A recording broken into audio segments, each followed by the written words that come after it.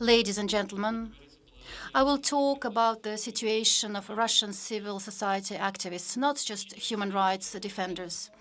During the last year and a half in Russia, criminal proceedings have been initiated against 634 people from 78 regions of Russia because of their anti-war stance. Of these, 200 people have been imprisoned, 181 are behind bars, 11 are under house arrest, and 8 are undergoing forced medical treatment. I do not have the opportunity to name them all. After the beginning of the so-called special military operation, a law was rapidly adopted, punishing with imprisonment those people who interpret the operation in any other way than the use of the armed forces of the Russian Federation to protect the interests of the Russian Federation and its citizens to maintain international peace and security. People have been sent to prison for anti-war statements. Among them is the municipal deputy council member Alexei Gorinov, who received a sentence of 7 years for words about the deaths of Ukrainian children resulting from the war started by Russia, words said at the meeting of the Council of Deputies.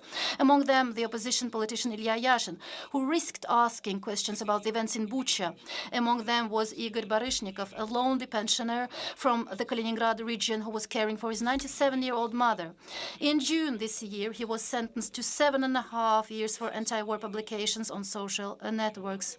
His mother died in early August, and he was denied the opportunity to attend the funeral. Many have not yet been convicted, but are already in prison on similar charges. For example, Maxim Lipkin, 18 years old, who applied to hold an anti-war rally on the anniversary of the Russian invasion. More than 19,000 people were subjected to detentions and fines for anti-war speech, even just for using the word war. That happened 2 weeks ago. 2 weeks ago, Grigory Melkonyans, the leader of Golos, an organization that has been monitoring elections in Russia and fighting against violations for many years, was sent to jail. A number of Golos activists have been subjected to searches, even though many political opponents of the current regime, Vladimir Karamurza, Alexei Navalny, and others, are already in prison. The authorities are still afraid of observers in the upcoming elections. Director Yevgenia Berkovich and playwright Svetlana Petrichuk have been arrested and have been in jail for 4 months already. Their play, which won one of the main Russian theater awards a year ago, was suddenly found to be justification of terrorism. Alexander Chernyshev, head of the Perm Center for Historical Memory, was arrested on the ridiculous charge of attempting to export the organization's archives. I've named only a few examples. In fact, there are, I repeat, hundreds. Unfortunately, the possibilities of judicial defense have fallen almost to the Soviet level.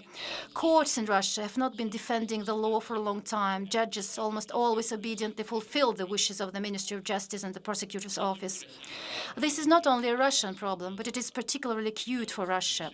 And it seems an international convention on the non-application of statutes of limitations for crimes against justice would have been useful to solve this problem.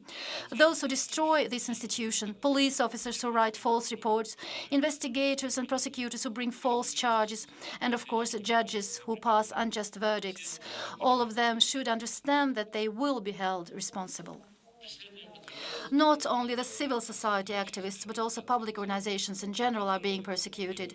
Many of Russia's most respected human rights organizations have been liquidated under ridiculous pretexts, including the Moscow Helsinki Group, the Sakharov Center, Agora, and the Sova Information and Analytical Center. Following a court decision to liquidate International Memorial for improper labeling of several of its texts, the Memorial Human Rights Center was also liquidated under the same ridiculous pretext. The Perm Memorial was also liquidated, and the premises of the Yekaterinburg Memorial were taken away. In March of this year, a number of memorial activists in Moscow were searched, and a criminal case was opened against unnamed members of our organization on the ridiculous charge of justifying Nazism. The Putin regime has long been unconcerned about the plausibility of the charges. In addition to liquidation of organizations, Russian authorities have come up with other ways to put pressure on organizations and different ways to make their work more difficult. One of them is the inclusion of organizations and now individual citizens in the so-called register of foreign agents. This happens extrajudicially. And the Levada Center, one of Russia's leading sociological centers, came on the list. The Glasnost Defense Foundation, a number of organizations from Memorial, the human rights group Citizens Army Right, which helps conscripts, the above-mentioned Golos Association, which protects the rights of voters, the Foundation in Defense of the Prisoners' Rights, the Sakhalin Environmental Watch Group, and many dozens of others. Another form of pressure, less widespread but significantly more severe in its consequences, is the recognition of international or foreign organizations operating in Russia as undesirable. This decision is taken by the Prosecutor General's office, also out of court, without explanation of the motives. There have already been more than 100 organizations recognized as undesirable, including Greenpeace, Transparency International, the World Wide Fund for Nature, the independent TV channel Dozhd, and many others. Russian citizens and organizations face criminal liability for cooperating with an undesirable organization. Since no term is defined by the law, anything can be recognized as cooperation. An interview given to an undesirable media outlet, and quite possibly even correspondence. Of course, as the experience of Soviet dissidents shows, the lack of legal status of an organization and even criminal repression of its members makes work difficult, but not impossible. This activity of public organizations is not a mere whim of individuals. It is a social need, and in many cases a social necessity. And especially now, when many of the rights and freedoms declared by the Constitution are becoming as much of a fiction as they were in Soviet times, when freedom of speech has been definitely abolished, when all television channels and all mass print media are in the hands of the state and in reality are not means of information but of propaganda. Refugees and internally displaced persons are still in need of assistance and protection. The problem of protecting the rights of military personnel and conscripts has become extremely acute.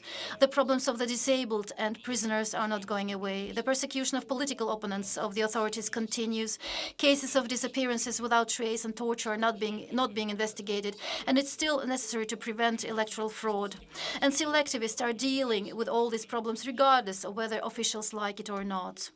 Now this work is becoming as difficult and risky as it was under the Soviet regime, but it continues, although it has become incomparably more difficult to succeed.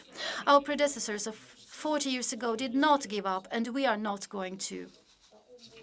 I will conclude with a few more words. I represent Memorial, an association of people working with the memory of the tragic past.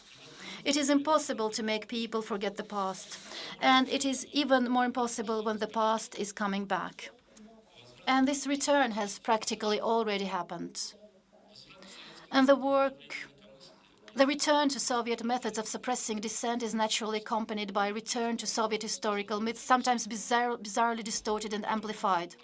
For example, the 1939 pact with Hitler, which even Soviet propagandists were ashamed of, explaining it by necessity and omitting the secret protocols, is now proclaimed as a triumph of Soviet diplomacy. Formally, the state has not revised its attitude to communist terror, but monuments to Stalin appear in various Russian cities, sometimes with the assistance of local authorities. A new history textbook has just appeared that reproduces the old concepts of hostile environment and Russian exceptionalism. History dissected by propagandists becomes an ideological weapon. The dispute is not so much about historical facts as about the foundations of the human community. Man is not a consumable material for solving state tasks, as it seems to the current Russian authorities. Man is the master of the state and its builder. It is not for the state to determine how people should live, but for people to determine what kind of state there should be. These are not abstract humanistic ideals. These are practical principles for the survival of society. Public organizations and activists and human rights defenders, they are the safeguards, the detectors of dysfunction of a dangerous course of events. By obstructing citizens from forming organizations and by limiting the freedom of opinion, the state destroys its own future and the future of the society. A state that violates the rights of its own citizens inevitably becomes a danger to other states. Therefore, I return to the theme of our meeting today. Supporting activists who defend the rights of citizens is a common task and a common interest of people of goodwill. Support is needed both for those who continue to fight while remaining in their country and those who have been forced to leave. This is an extremely important task, and I hope that the international community will endeavor to resolve it. Thank you.